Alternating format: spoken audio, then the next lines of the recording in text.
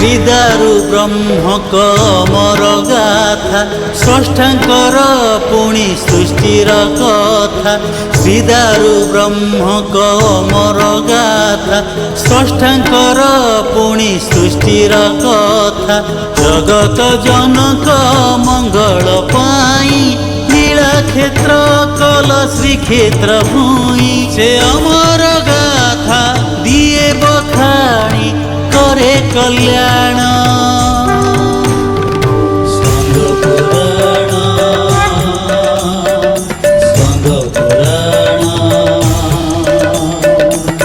स्कंद पुराण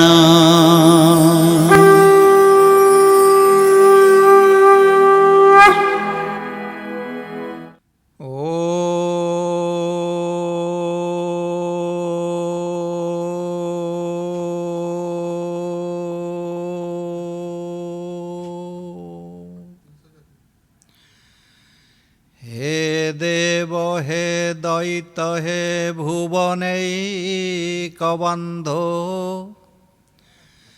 हे कृष्ण हे चपल हे करुणैक सिंधो हे नाथ हे रमण हे नयनाभिराम हा हा कदानुभवितासि पदं दृशुर में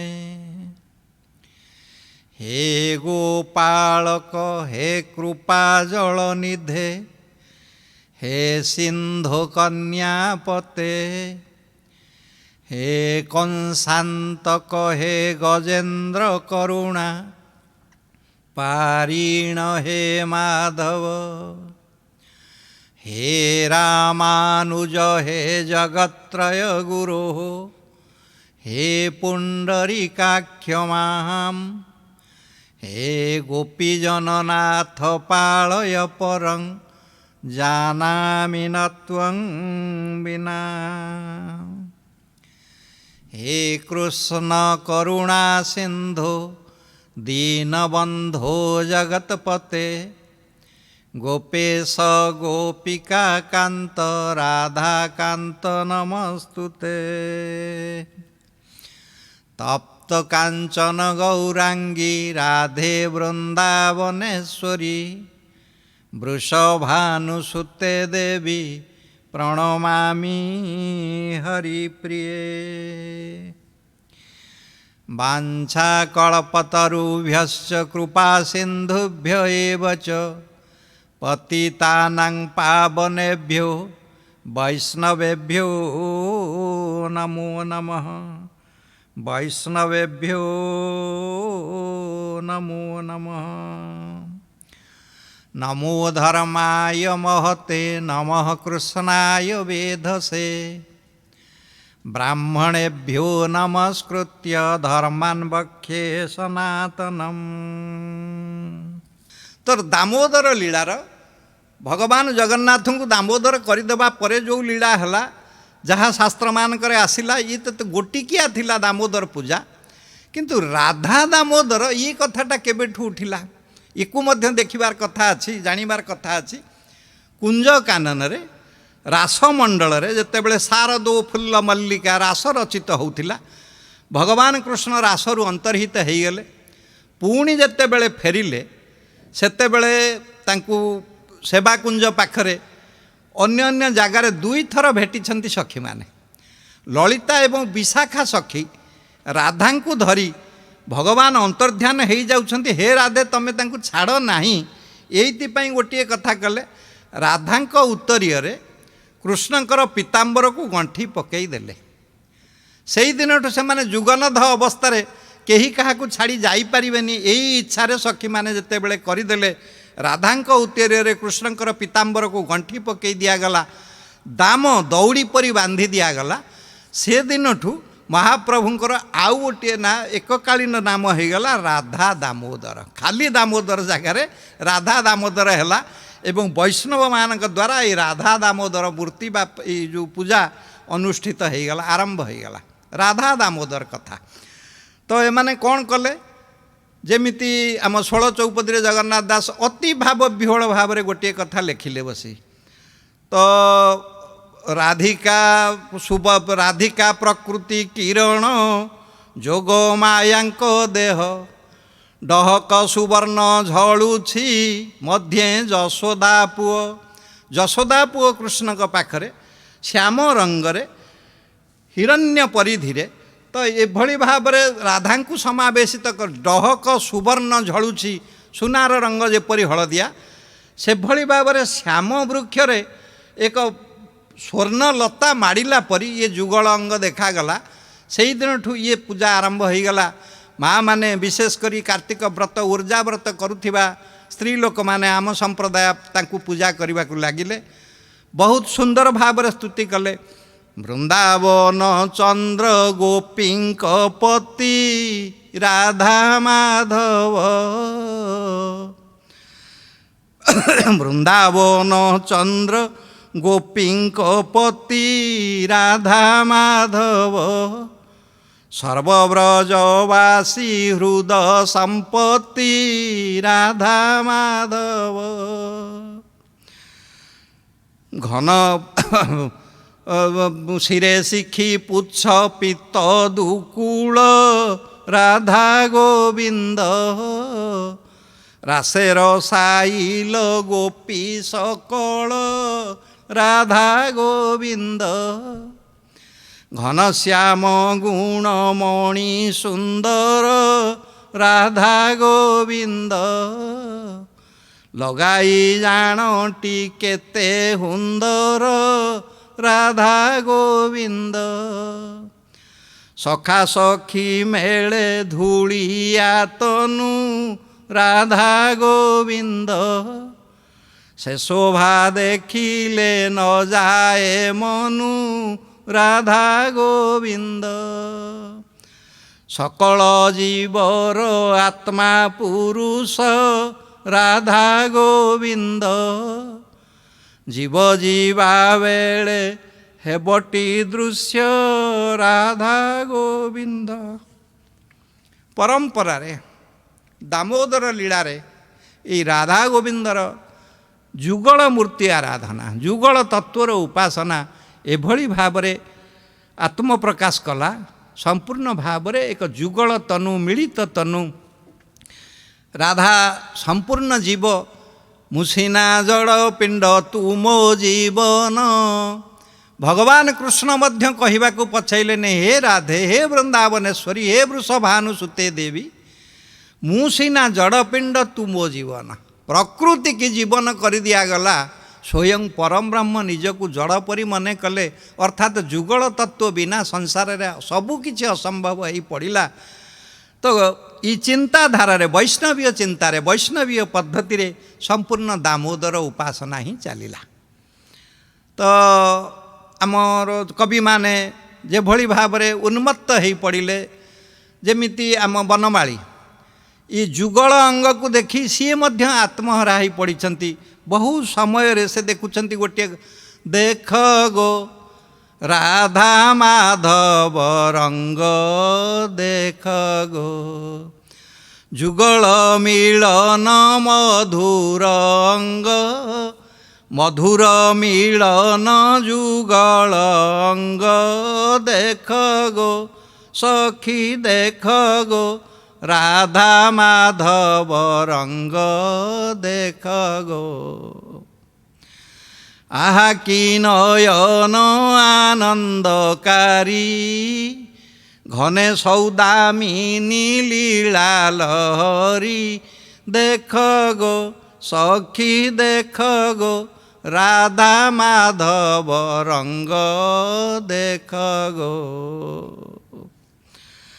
ଗୋରି ଉର ଯେ କଳା ଉର ଲାଗି କି ଶୋଭା ଦିଶନ୍ତି ପରାଣ ସଙ୍ଗୀ ଦେଖ ଗୋ ସଖୀ ଦେଖ ଗୋ ରାଧା ମାଧବ ରଙ୍ଗ ଦେଖ ଗୋ ଏଭଳି ଭାବରେ ଜନସମାଜରେ ଭକ୍ତ ମଣ୍ଡଳୀରେ ଏହି ଦାମୋଦର ପୂଜା ପରକ୍ଷଣରେ ମାଧବାଚାର୍ଯ୍ୟଙ୍କ ପରବର୍ତ୍ତୀ ସମୟରେ ଅର୍ଥାତ୍ ଦ୍ୱାଦଶ ଶତାବ୍ଦୀର ଶେଷ ଭାଗ ବେଳକୁ ରାଧା ଦାମୋଦର ପୂଜା ଏଭଳି ଭାବରେ ବିକ୍ଷିପ୍ତ ଚେତନାରେ ମନ୍ଦିର ଗାତ୍ରରେ ପରମ୍ପରାରେ ଆମ ସମାଜରେ ଅବଲୀଳାକ୍ରମେ ଏଭଳି ବ୍ୟାପ୍ତ ହୋଇଗଲା, ପରିବ୍ୟାପ୍ତ ହୋଇଗଲା।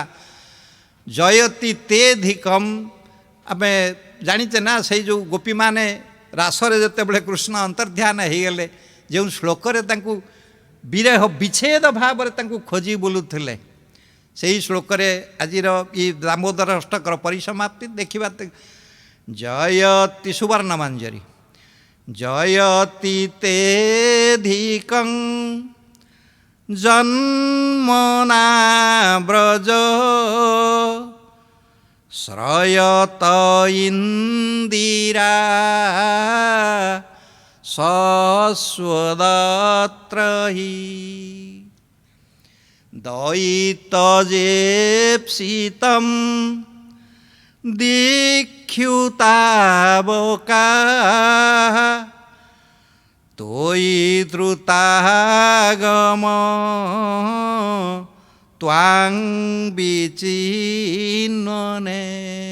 हे प्रभु, ଆପଣ ହିଁ ଜୟତି ତେ ଧିକଂ ଜନ୍ମନା ବ୍ରଜ, ଇଏ ବ୍ରଜଭୂମି କି, ଇଏ ଗୋଚାରଣ ଭୂମି କି, ଇଏ ଜଙ୍ଗଲକୁ, ଇଏ କାନନକୁ ଜାଣୁଥିଲା କିଏ ପ୍ରଭୁ?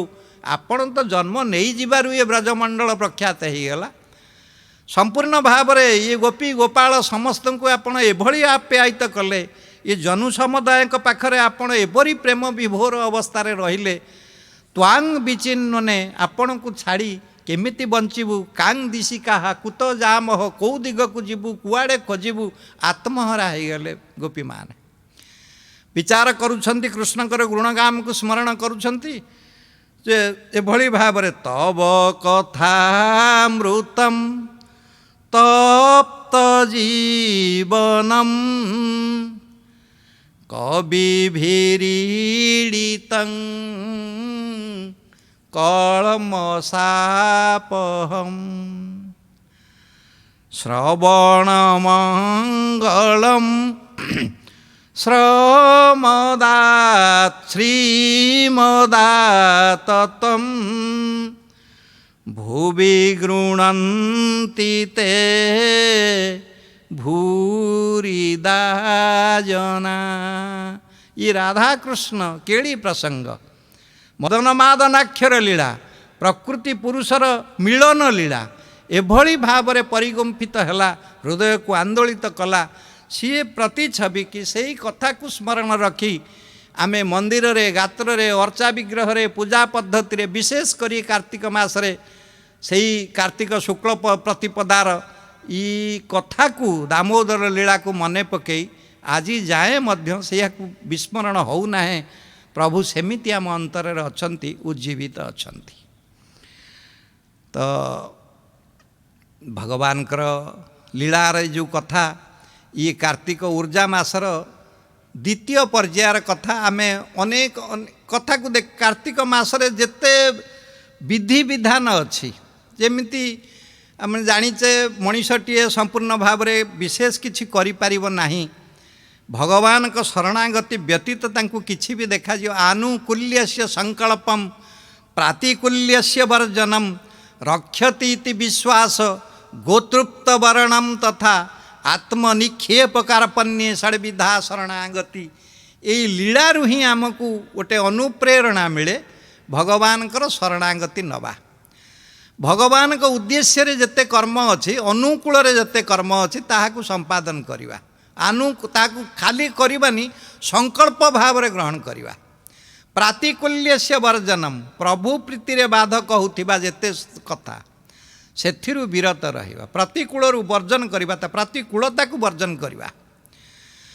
रक्षति विश्वास, भगवान रक्षा करती, डाकिले से शुणती, अति विकल रे डाकिले रक्षा करती।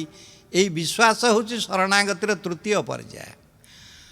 खाली डाकिले तो हम ना, जदि प्रभु को तब भल पाऊ नथिबो, वर्ण करू नथिबो, से रक्षाकारी बोली मानु नथिबो, ताहले कहीं एमती डाकिदेले खाली कहीं प्रभु आसबे देखा। गोप्तृ तो वर्णम तथा तांकु वरण कर, से रक्षाकारी हिसाब से भगवान को वरण कर, तांकु ही ग्रहण करी जा, प्रभु रक्षा करती। ये चतुर्थ विश्वास नाम। आत्मनिक्षेप कार्पण्य, सदाबेले आत्मसमीक्षा कर, प्रभु उद्देश्य मु करुच्ची कौन। यही भली केवल कथा शुणी केवल यही जीवन एमती बीतौची ना प्रभु प्रीति रे मोर रति आसुची। से जेमिति आपण शुणुले भागवत रे गोटे सुंदर श्लोक आसे कपिल देवहूति प्रसंगटी हूँ से गोटे सुंदर कथा लिखाई। कपिल मुनि माता देवहूति की कहते माँ भक्ति हठात आसे ना। भक्ति केमिति आसे? श्रद्धा रति भक्ति अनुक्रमिष्यति। प्रथमे श्रद्धा आसे, श्रद्धा गाढ़तर हेले रति उत्पन्न हुए एवं रति पुष्कल हेले रति परिपक्व हो गले भक्ति आसे। भक्ति एमती हठात गोटे आसबार जिनिस नुह। भक्ति साधन हेले मध्य श्रद्धा श्रद्धा पर श्रद्धा कौन? जार चेतनार स्तर जेतिकी उन्नत, भगवान को जी जेतिकी बुझुची जेतिकी भल पाउची सी तार श्रद्धा सेतिकी। जदि भगवान को समस्ते श्रद्धा करुते जगत तो श्रद्धा अविकल भाव में समस्त पाखे सामान था। मोर श्रद्धा बढ़ुची तांकर कमी जाउची, तांकर बिल्कुल श्रद्धा नहीं, सी सबू किछि श्रद्धारे करुछंती। ये जो तारतम्य ये जो भिन्नता ये गोटे कारण जो देखा जाए। कौन से कारण? जार चेतनार स्तर जेतिकी उन्नत तार श्रद्धा भगवान का प्रति सेतिकी उन्नत। ये श्रद्धा जेते उन्नत ही चलो गाढ़तर हम रति आसब। रति कौन? रति आम साधारणतः देखीचे रति तीन प्रकार शास्त्र जहाँ लिखाई। गोटे हूँ साधारण रति, द्वितीयटी समंजसा रति एवं तृतीयटा हूँ समर्था रति। रति माने कौन? जदि जन को पचारे टिके भगवान को मानुवा लोक को भाई केमती अच्छ, सी हठात उत्तर देव भाई भगवान के दयारु भलरे अच्छी भलरे अच्छी। तामाने से जानी मु जो भलरे अच्छी भगवान का हेतु तांको जोगुरु अच्छी। यही रतिर ना साधारण रति। केमिति अच्छी किए रखी भलरे? भगवान रखी। किंतु टिके जदि तले देखता सी विचार करता केमिति भलरे अच्छु, भगवान तते काहींकी भलरे रखिछंती। भगवान को भलरे रखिले सी तुमको भलरे रखिबे। अर्चा विग्रहटी अच्छी, माधव विग्रह अच्छी, दामोदर मूर्ति अच्छी, ता मंदिर ओलिया होनी, दीपटे दिया होनी, फूल पानी टिके दिया होनी, सी कहीं तुमको भलरे रखा जीवे। तेणु भगवान को प्रीति कर्म करी तांको भलरे रखिले भगवान मते भलरे रखिबे। यही द्वितीय रतिर ना समंजसा रति। तृतीय कथा समर्था रति, जहाँ कोठ गोपी मानकर मोर पछे जहाँ होची हेई जाऊ भगवान भलरे थांतु। आश्लिष्यं बापादरतां पिनस्तु माम मत प्राणनाथस्तु सएव न अपर। प्रभु को भल पाउथिला बेले सी मते आश्लेष करी गाढ़ चुंबन दियंतु किंबा पादरे फोपाड़ी दियंतु ताहा तांकर इच्छा।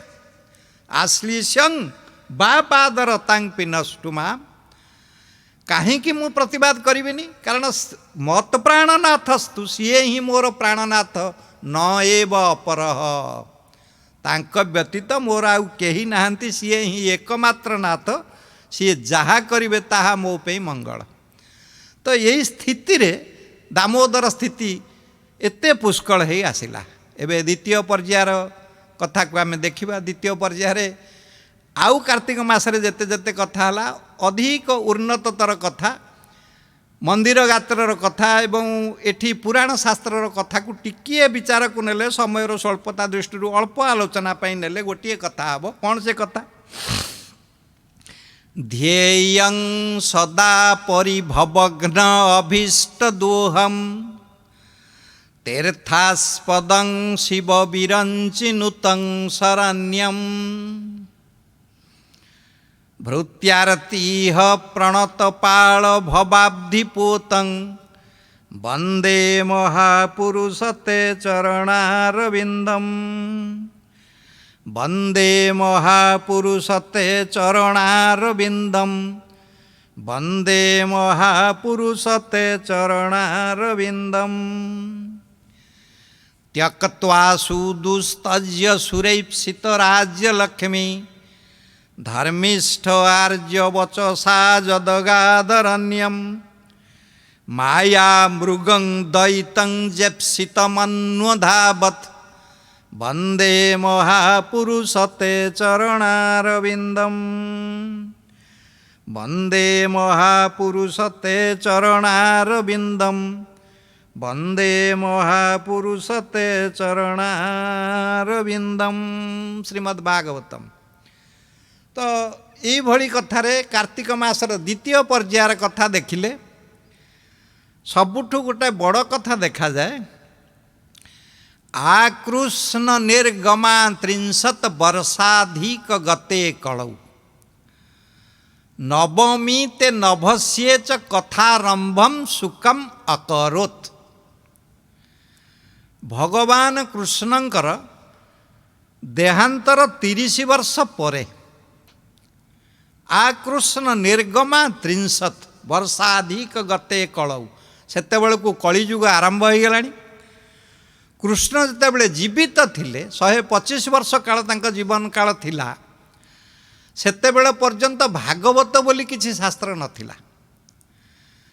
ତାହାଙ୍କର ଦେହାନ୍ତର 30 ବର୍ଷ ପରେ ଯେମିତି ମାନେ ନବମୀ ତେ ନଭସ୍ କହିଲେ ଭାଦ୍ରବ ମାସ, ଭାଦ୍ରବ ମାସର ଶୁକ୍ଳପକ୍ଷ ନବମୀ ଠାରୁ ଭାଦ୍ରବ ପୂର୍ଣ୍ଣିମା ଅର୍ଥାତ୍ ଇନ୍ଦୁ ପୂର୍ଣ୍ଣିମା ପର୍ଯ୍ୟନ୍ତ, ଯାହାକୁ ଆମେ ଭାଗବତ ପୂର୍ଣ୍ଣିମା କହୁଛେ, ସେହି ପର୍ଯ୍ୟନ୍ତ ବ୍ୟାସ ମହର୍ଷି ଲେଖିଥିବା ଭାଗବତକୁ ଗଙ୍ଗା କୂଳରେ ଶୁକମୁନି କହୁଛନ୍ତି ଏବଂ ପରୀକ୍ଷିତ ମହାରାଜା ଶୁଣୁଛନ୍ତି।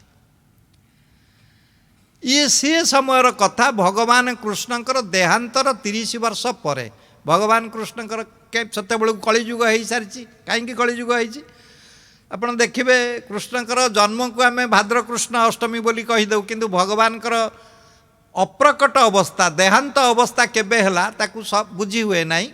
ଭାଗବତରେ ଗୋଟିଏ ସୁନ୍ଦର କଥା ଲେଖା ହେଇଛି, ମଘା ଅମାବାସ୍ୟା ଦିନରେ ଶ୍ରୀକୃଷ୍ଣ ବୈକୁଣ୍ଠ ଗମିଲେ। ମଘା କହିଲେ ମାଘ ମାସ, ଯେମିତି ଆମେ ଶୁଣୁଥିଲେ ପୁଷ୍ୟା ନକ୍ଷତ୍ରରେ ଚନ୍ଦ୍ରମା ଥିଲେ ପୌଷ ହୁଏ, ସେମିତି ମଘା ନକ୍ଷତ୍ରରେ ଚନ୍ଦ୍ରମା ଥିଲାବେଳେ ଯେଉଁ ମାସ ଭୋଗ ହେଲା ତା ନାଁ ମାଘ। ଏଇ ମାଘ ମାସ ଅମାବାସ୍ୟା ଦିନ ଭଗବାନ କୃଷ୍ଣ ଦେହ ଛାଡ଼ିଲେ। ତ ଏଇ ସମୟରେ ଜୀବନ ପଥେ କୃଷ୍ଣ ଗଲେ, ଦେବତା ଜାଣି ନ ପାରିଲେ। ସେଇଦିନ ଠାରୁ ଏଇ ଯେଉଁ ଅଧର୍ମ ରାଜା କଳି ଥିଲା, ଭଗବାନ କୃଷ୍ଣ ଥିଲାବେଳେ ସିଏ ମୋଟେ ପଶି ପାରୁନଥିଲା।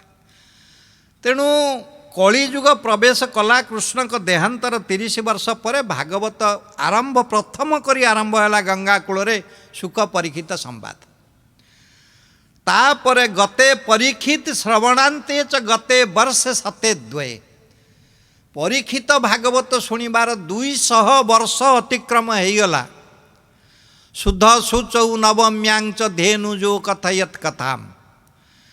200 ବର୍ଷ ପରେ ଦାକ୍ଷିଣାତ୍ୟରେ ତୁଙ୍ଗଭଦ୍ରା ନଦୀ କୂଳେ କୂଳେ ଯେତେ ସବୁ ଅଛି ସହର ବଜାର ଜନପଦ ଗ୍ରାମ ଅଛି, ସେ ସମ୍ପୂର୍ଣ୍ଣ ଦାକ୍ଷିଣାତ୍ୟରେ ଆଷାଢ଼ ମାସରେ ଆଷାଢ଼ ଶୁକ୍ଳ ନବମୀ ଠାରୁ ଆଷାଢ଼ ପୂର୍ଣ୍ଣିମା ପର୍ଯ୍ୟନ୍ତ ଗୋକର୍ଣ୍ଣ ଧୁନ୍ଧୁକରି ସମ୍ବାଦ ହେଲା।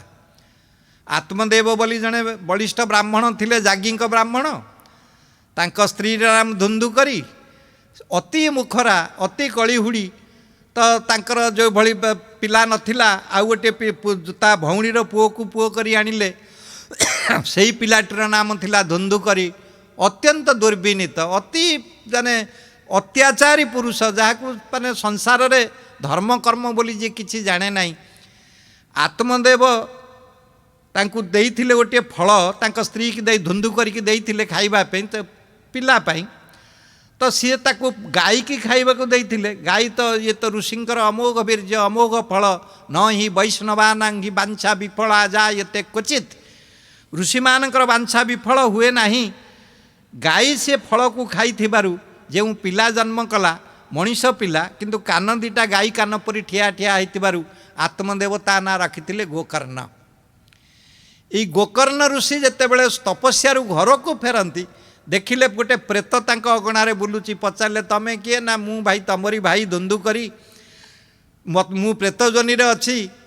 एमिति मो स्त्री माने मो मुहरे निआ माड़ी मते हत्या करिसंती मु तो मोक्ष होई पारुनी मते मोक्ष करि दियो।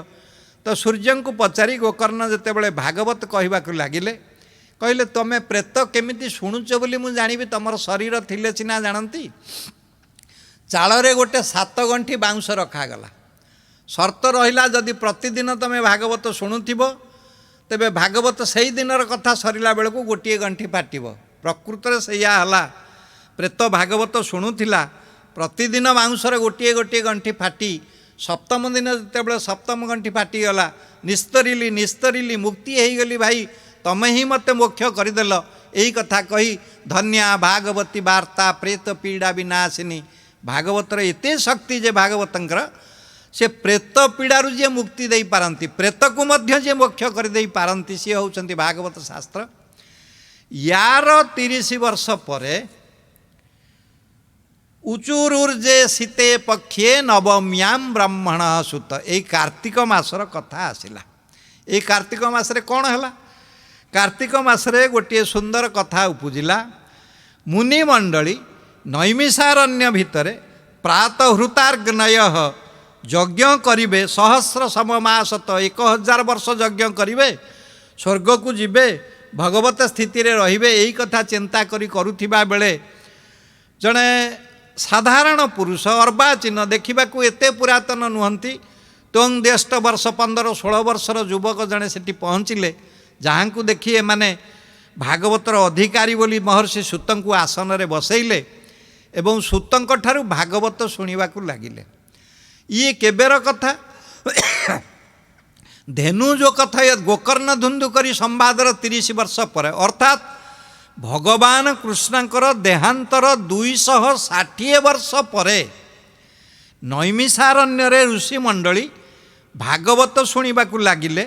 सूतमुनि ठारू सौनक ऋषि की पुरस्कृत करी आगुआ करी सूतंक ठारू भागवत शुणिले। सी समय केतेबेले थिला एई कार्तिक मासर अँला नवमी शुक्लपक्ष नवमी अँला नवमी ठारू कार्तिक पूर्णिमा पर्यंत नैमिषारण्य रे भागवत हैला।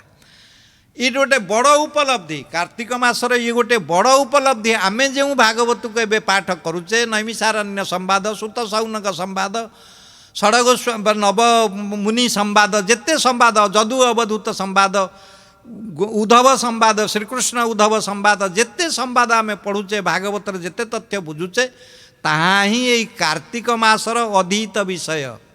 कार्तिक मासरे ही आमे ताकू पाइथिलु एवं भगवत स्वरूप रे सेही नैमिषारण्यर कथा को आमे कार्तिक मासरे बे पालन करुचे। ये सबुठी केउठी रास पंचाध्याय होउची केउठी कार्तिक सप्ताह होउची भागवत सप्ताह होउची आज पर्यंत ये संसार रे चली चली। तो कार्तिक मासर सबुठु बड़ उपलब्धि है आश्विन मास शुक्लपक्ष एकादशी ठारू कार्तिक मास शुक्लपक्ष दशमी पर्यंत भगवान जगन्नाथंकर जो बेश करागला गोटे मास पूरा सी बेशर ना आमे जानिले राधा दामोदर बेश। एमिति जेमिति 6-6टा माଳ पकाउछंती भगवान सेमिति पकांती एवं राधा दामोदर बेशरे सबुठु बड़ कथा हला 30 मूर्ति सुना अलंकार तांकु प्रतिदिन बाल भोग परे परे लागी करा जाए एवं ताकु उतारी दिया जाए। ये राधा दामोदर बेशर कार्तिक मासर आउ गोटे बड़ उपलब्धि है तलीछु महापात्र जने जगन्नाथंकर जने सेवक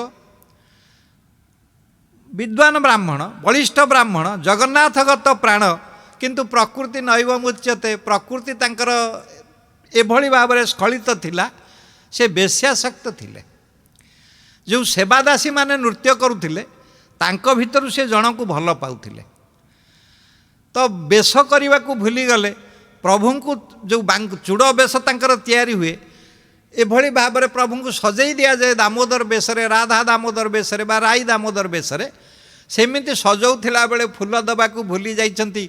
हठात महाराजा जगन्नाथ दर्शन पे पहुँची गले एवं जेतेबेले तांकु दबा पे प्रभुंकर लागी हेइथिबा पुष्प जहाँ निर्माल्य आमे कहे यथा अपनीतम यथा काले पुष्प चंदन माल्यादि जदंगे उपधार्यते अपनीतं यथा काले निर्माल्यं तत्प्रकीर्तितम फूल तुलसी चंदन गंध जहाँ भगवान को दि जाए ता परदिन ताकू उलागी करदेले ताकू निर्माल्य कहुए। तो भगवान को प्रसाद की निर्माल्य को राजा का हाथ को अर्पण करेंगे। राजा हाथुआणी नहीं सारी तो कौन कले फूल तो देना महाप्रभु को तांकर जो प्रेयसी थिला सेवादासी तारी मुंडरू गोटे फूल आनी राजा को देदेले। राजा भी ताकू देखी ना प्रभु प्रसाद प्रभु निर्माल्य बोली ताकू नहीं कि घर को गले राणी माँ को देले। राणी माँ ताकू कनक दुर्गा पाखरे चढ़ेबे बोली जितेबाला जाती राजा हाथ में दि जाइथिबा पुष्परे एक लंबा केश एक नारीर केश याकू देखी महाराणी अति विचलित हो पड़े केते अन्याय होउची मंदिर रे ठीक पूजा होउनी पंडा पढ़िहारी माने पूजा ठीक करूना नारीर केश कौठू आसिला तो सी तो पूजा योग्य है नहीं। राजा को जनइले राजा जाई पुणी जनइले जे किए से पूजार थिले तलीछो महापात्र थिले।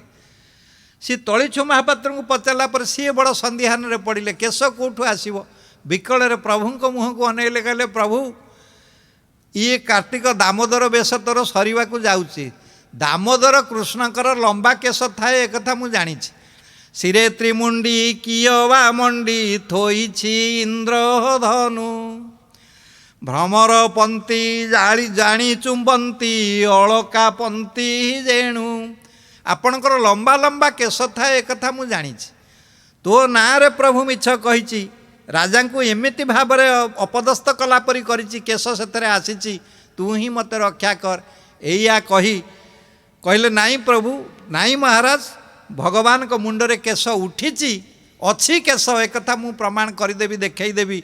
राजा को यही कथा कही राति रे ही विचार करुछंती प्रभु तू रखे राजा केश को करिछि कटाळ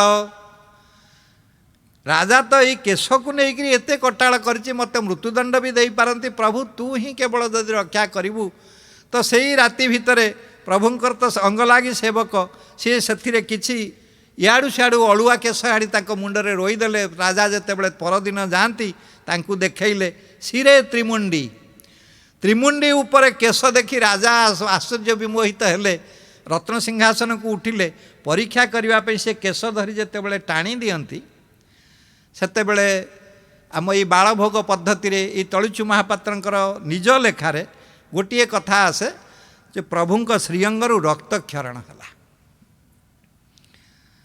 तो ये कार्तिक मासर दशमी भितरर कथा जो कार्तिक शुक्ल दशमी पर्यंत राधा दामोदर बेश ये राधा दामोदर बेश अवस्था ही ये कथा घटिला।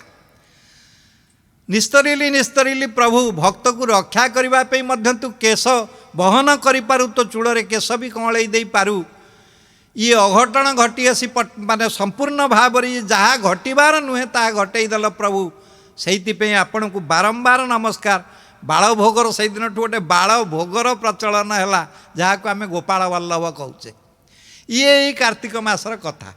एबे देखिबा कार्तिक अवशिष्ट जेतिक दिन रहिला ये तो दशमी गला आउ रहिला एकादशी ठारू पूर्णमी पर्यंत आम नीलाद्रि अर्चन चंद्रिका जो तांकर बेश सामग्री अच्छी से गोटे कथा लिखाई जगन्नाथंकर कौन हम ये पांच दिन पंचुकरे एकादश्यां लक्ष्मीनाथम द्वादश्यां बलिमर्दनम त्रिविक्रमम त्रयोदशे चतुर्दशे नृकेशरी पूर्णिमायां दिने कुर्यात राजराजेश्वर हरि।